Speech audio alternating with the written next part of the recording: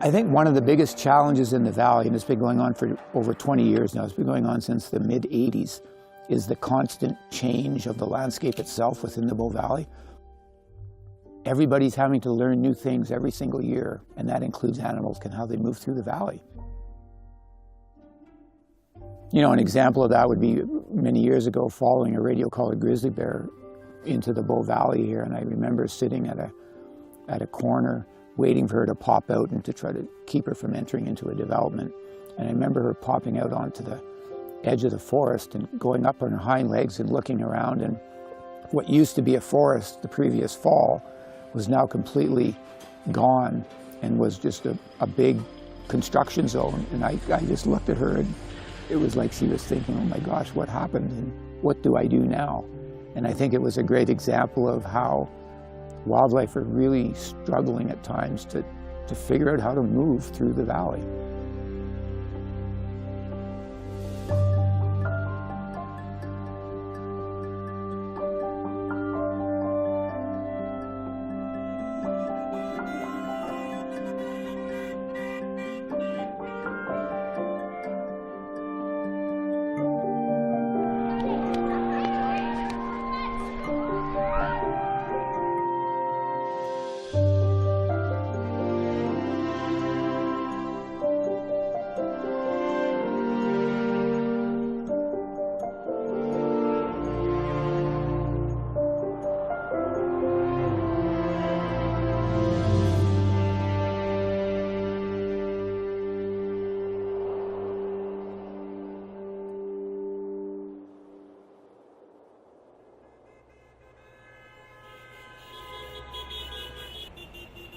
Well, I know it's been described by some bear biologists as being one of the busiest landscapes where grizzly bears and people continue to coexist. And I'm not aware of any community in North America that's been able to achieve what we've been able to achieve here in the Bow Valley. So the whole story of bears and garbage in the Bow Valley started back in the 70s. In the national parks and in Canmore, there was open pit garbage dumps, and bears routinely wandered through town seeking out garbage that people left at curbside. In 1980, I was warden in Banff Park, and we handled 75 bears that summer. That year, they also had a mauling. A single large male grizzly bear mauled 4 people, one of whom eventually died. We called it 747 because it was the largest bear that we had on record in Banff Park. Going at night to feed on garbage from the Caboose restaurant. Leftover steak bones and steaks and chicken bones. The bear had probably been fattening on people's food and garbage for a long time. The 4 who were out fishing ran into this bear at close range while it was resting, and it attacked them. 3 of them were seriously injured. 1 person died. But everybody pretty well agreed garbage and grizzly bears, or garbage and black bears, shouldn't mix, or it was a dangerous mix. And then Parks Canada approved, I forget if it was $1 million or $2 million, to clean up the food and garbage, and they did that. We fast forward out to the early 90s. Canmore had been discovered. The town had gone from 4,000 residents to almost 10,000 residents. There was a group of citizens here in Canmore that were really concerned, that was trying to force town council to do something about bears and garbage in Canmore. We were learning very quickly that there was a strong relationship between how we were managing our waste and the impact it was having on bears and habituating them and attracting them into town and rewarding them. Once that connection was clearly made, then it was, how do we change? What we thought was really fascinating is recognizing that bears can do this, right? But they can't do that. And so that's why the hinge is facing down, because that's something we can do, and the bears have much difficulty doing that. It has not gone through any changes in the last 20 years. And so it really shows the design, the interest, the collaboration really worked.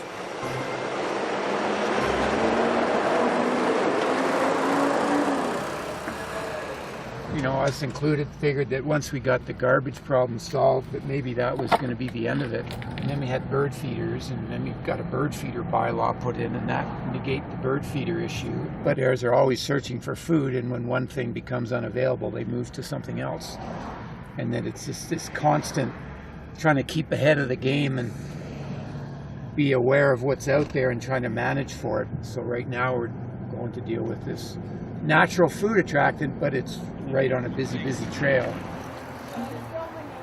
There's certain areas where we're just not going to encourage wildlife to be. In those areas, they're residential areas, and part of doing that means removing the food source that is available within the town footprint. Bears can travel along the trail, but we're going to remove the food source because of the high levels of human use and the type of activity, i.e. biking.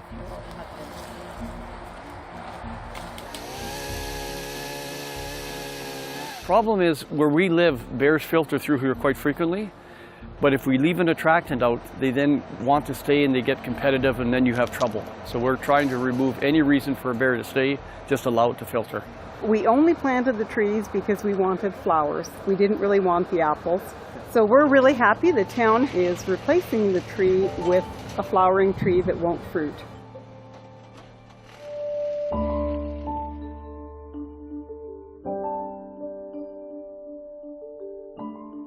Canmore was a pretty sleepy little resource town, and then the Winter Olympics happened here, and suddenly Canmore became kind of a destination, and development pressure started to grow, and that was the time when this whole issue of wildlife corridors started to get talked about. And it is a fairly simple concept. I mean, wildlife need to move. They need land to access food for mates. They need to interchange genetic information between populations. Wildlife tend to use very similar pathways, and those are what we kind of refer to as corridors. The best wildlife corridors in and around the town of Canmore are already taken up by development. All these discussions, which were just starting in Canmore around wildlife corridors and connectivity, were happening at a time when there are also literally global discussions happening within the field of biology about the importance of connecting isolated populations, so individual national parks and reserves, with regional level corridors. And so if we kind of zoom out from Canmore and look at that, it's, you know, Canmore is actually important in that it's a potential connection between Banff National Park and Kananaskis country. It's also, as you zoom out even more, it lights up as a really important north-south connection in a much broader reserve network that stretches over 3,400 kilometers from Yellowstone National Park all the way up to the Yukon. The Trans-Canada Highway is a major barrier to wildlife movement, and it cuts all along the Bow Valley. 20 years of effort have gone into highway fencing and building wildlife crossing structures that span this highway, and we know they work. The wildlife collision mortalities have decreased by 80%, and there's literally been over 100,000 documented wildlife crossings of these structures. They are a key part of the wildlife corridor network in the Bow Valley. This is like the petri dish of wildlife corridor science because we're so constrained by topography. And that's the really important point. There's only a limited amount of land here. When you have, you know, species like grizzly bears and cougars, you know, cohabiting in areas where there's a lot of human activity is a real challenge.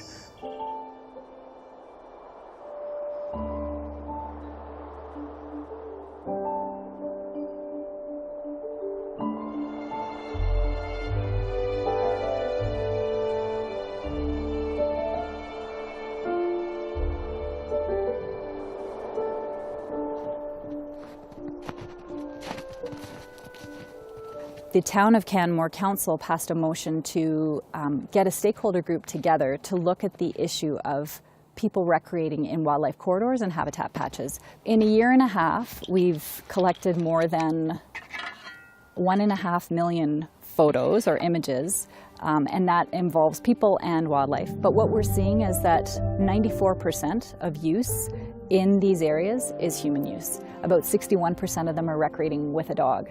And of those people recreating with a dog, about 60% of them have the dogs off leash. So what that tells us is that we need to do a much better job at reducing those pressures on wildlife. Most people want to do the right thing. Just like somebody in a city would check the traffic conditions before they go out on the road, or skiers would check the avalanche conditions before they go skiing, we will have resources available to educate people in terms of where they should and shouldn't be recreating based on wildlife sensitivities, so that people can go in and look and see what trails that they might want to avoid that day. Work gloves. Who has work gloves? Who does not have work gloves? Excellent. We've got tons of work gloves. Today we are actually working on a small piece of the overall project to implement some restoration of the habitat patch in South Canmore, which is where we are today. We're going to be restoring trails that are unnecessary and reducing the linear trail density throughout the area so the area is more effective for wildlife. In doing that work and trying to address how humans use the landscape in and around Canmore is really that we're giving animals the space that they need to move up and down the valley and get to the places where they need to go. We can successfully coexist with wildlife.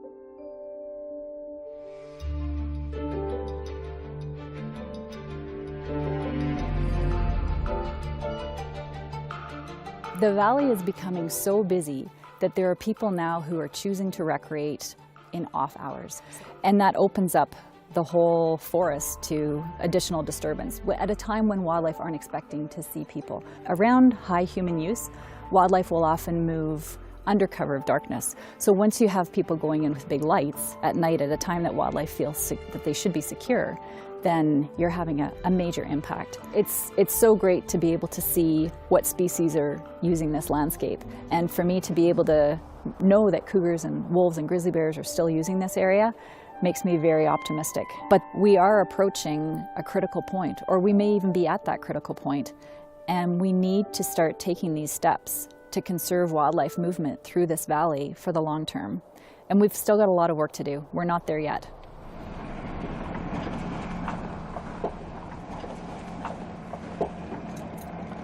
Where's 148? Throughout Kananaskis country, we have what we call red zones, and we have maps so people understand what those are, and we try and make the bears understand what those are. So we just do not tolerate bears within those red zones or no-go zones. And right now she's in a good spot, other than there's a lot of recreationalists around her. Our reversive conditioning program works with individual bears, like 148 here, and we try and teach her individually where she can and can't go and monitor her behavior. Yeah, this is obviously her coming through here this morning. We'll see, but it looks like she might have moved a little bit back in front of us. So.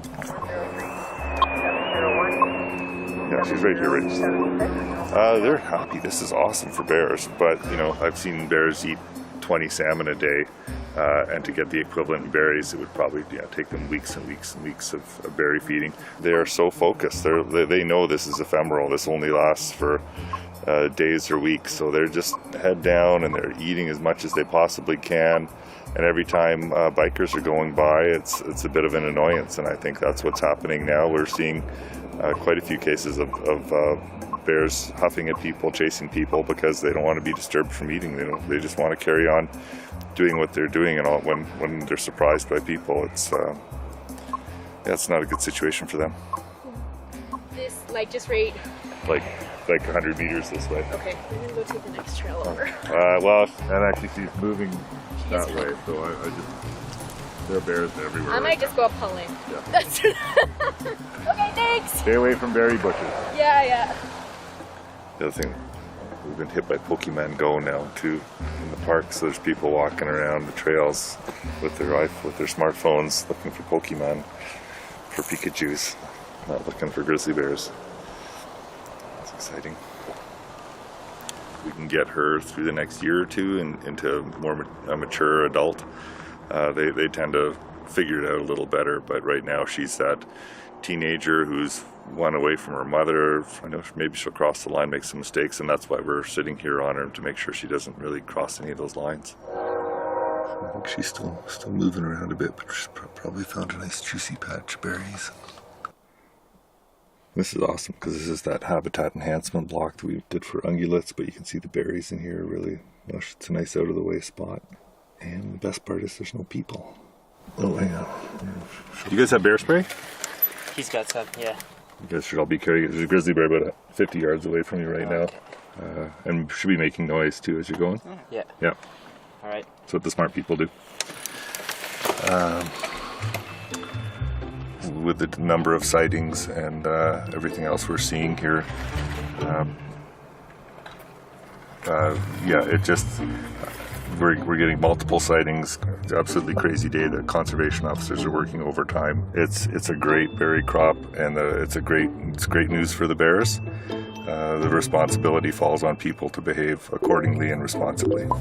Okay, so we're doing a major media blitz campaign, going to social media. We have people at trailheads, and it's absolutely crazy. There's, I think, 8 or 9 warnings posted, 7 or 8 closures right now of trails. It's absolutely overwhelming.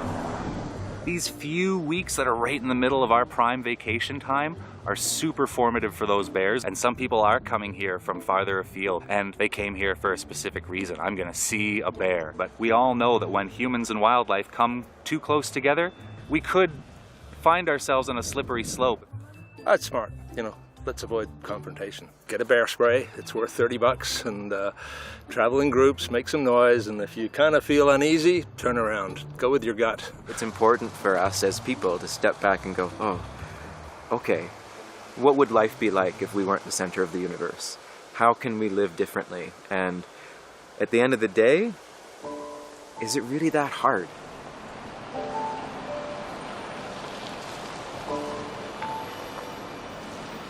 Here we have this wonderful opportunity to be living amongst wildlife and trying to find this balance where we can do whatever it is we need to do to get through our daily lives, but we also have the opportunity to know that there's these animals in the same valley as us, where we live and recreate and work.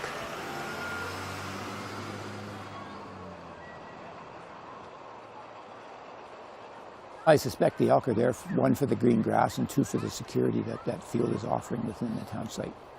We've been in contact with each school in the valley here and have developed wildlife protocols for the school. They are probably kind of surprised and alarmed by the fact that there's 60 elk in the schoolyard. But I bet you by the 2nd or 3rd day, it's, oh, there's the elk. It becomes part of their routine, and I suspect the elk are adapting as well. And therein lies a bit of the problem of this whole people-wildlife interaction thing. Everybody just starts getting used to it. But the concern also is that we do have cougars and wolves in the valley, and they prey on elk. You know, they're potentially really dangerous situations.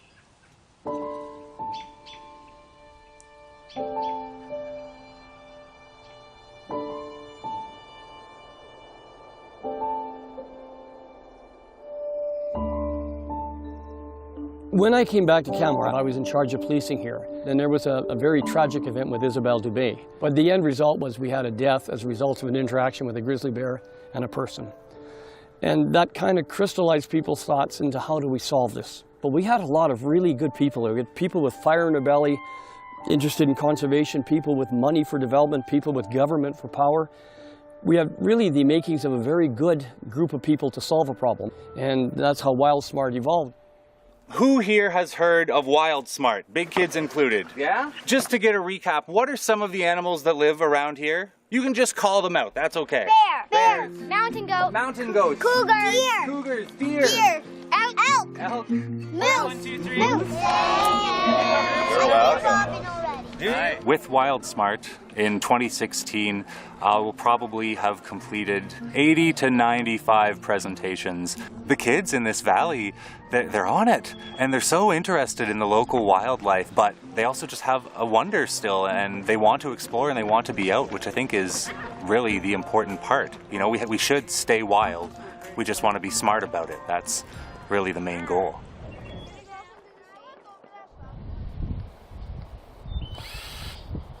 I think the valley is unique in the sense that we still have these animals living amongst us or near us, and a large part of the global population is living in urban areas. They don't know wildlife, they don't know anything about them, and it's why we should try to maintain that current existence of wildlife so that other people can come and get a sense for what that is all about, because they're few and far between these days.